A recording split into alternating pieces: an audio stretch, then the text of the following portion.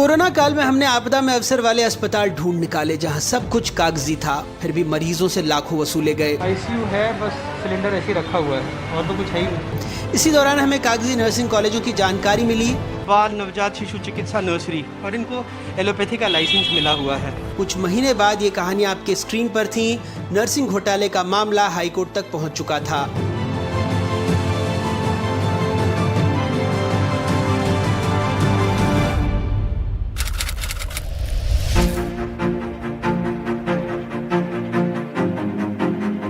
पिछले 1.5 साल से एनडीटीवी की ग्राउंड रिपोर्ट्स में मध्य प्रदेश में नर्सिंग कॉलेजों के कामकाज में भारी अनियमितताएं पाई गई। स्वास्थ्य शिक्षा विभाग के बड़े अधिकारी ऐसे नर्सिंग कॉलेज चलाते पाए गए जिनके पास कोई परिसर तक नहीं था। कई कॉलेज 2 से 3 कमरों में चलते हुए पाए गए तो कई सिर्फ कागजों पर मौजूद थे। चौंकाने वाले खुलासे के बाद राज्य नर्सिंग काउंसिल ने 19 कॉलेजों की मान्यता रद्द कर दी। हाईकोर्ट के आदेश के बाद सीबीआई ने 2020-21 में पंजीकृत 670 कॉलेजों के कामकाज की जांच शुरू की। सीबीआई ने जिन 308 नर्सिंग कॉलेजों पर अपनी रिपोर्ट दी, उसमें से 169 कॉलेज सुटेबल यानी पात्र, 73 डिफिशिएंट यानी कमी वाले और 66 अनसुटेबल यानी अपात्र पाए गए। जैसे ही रिपोर्ट आई, एनडीटीवी फिर मैदान में उतरा। पता लगा कि रीवा में एक सरकारी कॉलेज को अयोग्य घोषित कर दिया गया। वहीं भोपाल में जिस कॉलेज को फिट टैग दिया गया था, उसका पता एक किराए की इमारत का था जहां एक स्कूल चल रहा था। सीधी कॉलेज ऑफ नर्सिंग 4 कमरों की दुकान में चल रहा था। शहडोल में 2 कमरों का शारदा देवी कॉलेज तो सालों से चल रहा था। यहाँ भी पढ़ने वाले छात्र परीक्षा दे रहे थे। आरोप है कि सीबीआई के अधिकारी रिश्वत लेकर अपात्र कॉलेजों को पात्र बना रहे थे। एक अपात्र कॉलेज को पात्र बनाने के लिए 2 से 10 लाख रुपए तक की रिश्वत ली जाती थी और बिचौलियों का ये पूरा नेटवर्क मध्य प्रदेश के अलावा राजस्थान से भी काम कर रहा था। जो घूस की रकम थी उसे पहले जयपुर और झालावाड़ भेजा जाता था और वहाँ से वापस इसे भोपाल रूट किया जाता था और इस काम में सीबीआई के बड़े बड़े अधिकारी भी शामिल थे। मामले में सीबीआई अधिकारी राहुल राज, सुशील कुमार मजोका और ऋषिकांत असाठे को गिरफ्तार कर लिया गया। डिप्टी एसपी आशीष प्रसाद भी आरोपी बने। सीबीआई ने मध्य प्रदेश और जयपुर में 31 स्थानों की तलाशी ली और 2 करोड़ 30 लाख रुपए से अधिक की नकदी, 4 सोने की छड़ें और कई दस्तावेज बरामद किए। रिश्वत के लिए छाछ गिलास, अचार की बरनी और किलो आम जैसे कोडवर्ड का उपयोग किया जा रहा था।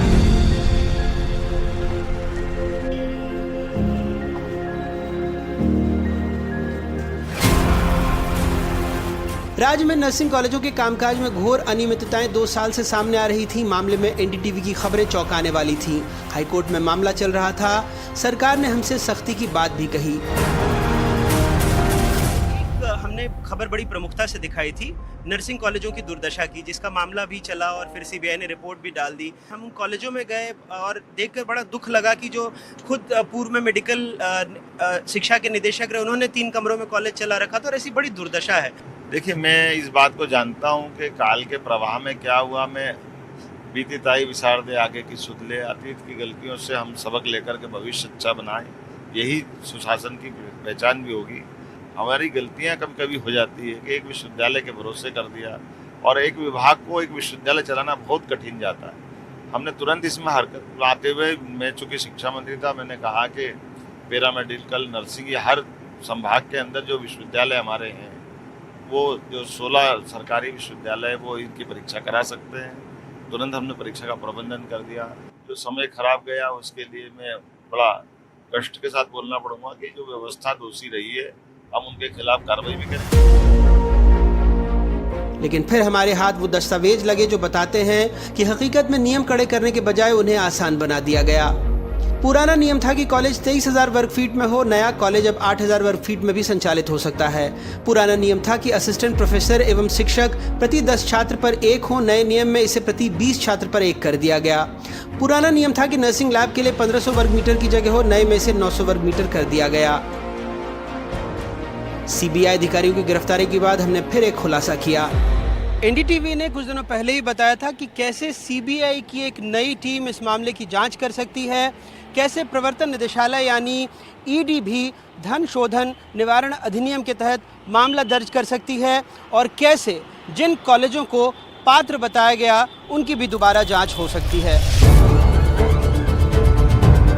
एनडीटीवी की पड़ताल लगातार कवरेज के बाद अब मुख्यमंत्री डॉक्टर मोहन यादव ने कहा है कि अनियमितता में शामिल सभी अधिकारी कर्मचारी बर्खास्त होंगे। तत्कालीन रजिस्ट्रार और नर्सिंग काउंसिल के सचिव पर कार्रवाई होगी। नर्सिंग छात्रों के लिए इंजीनियरिंग और मेडिकल प्रवेश की तर्ज पर परीक्षा आयोजित की जाएगी।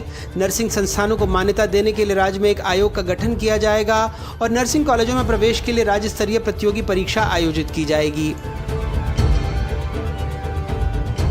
1.5-2 साल मामले में एनडीटीवी की ग्राउंड रिपोर्ट, हाईकोर्ट में सुनवाई और अब सीबीआई जांच के बाद विपक्ष भी जागा है। हम लोग सरकार से पहले तो नीतिगत तरीके से मांग करेंगे कि आप इसमें छात्रों को न्याय दीजिए। कॉलेज संचालकों के विरुद्ध, चाहे वो बीजेपी से जुड़े हों या किसी भी पार्टी से जुड़े हों, उनके खिलाफ सख्त कार्रवाई कीजिए, उनके ऊपर एफआईआर दर्ज करके उनको जेल भेजिए। सबसे पहले तो ये मांग रहेगी।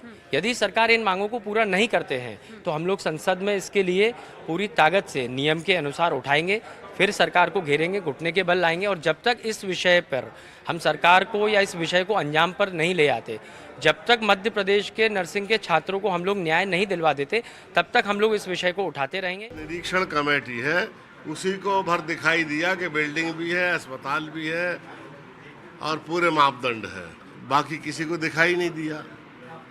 यानी कि ये सिर्फ कागजों पर चलने वाले कॉलेज है। जानबूझ के डिवाइड कर दी कैटेगरी ताकि पैसा लेके उस कैटेगरी को इम्प्रूव करके उसको पात्र घोषित कर दें।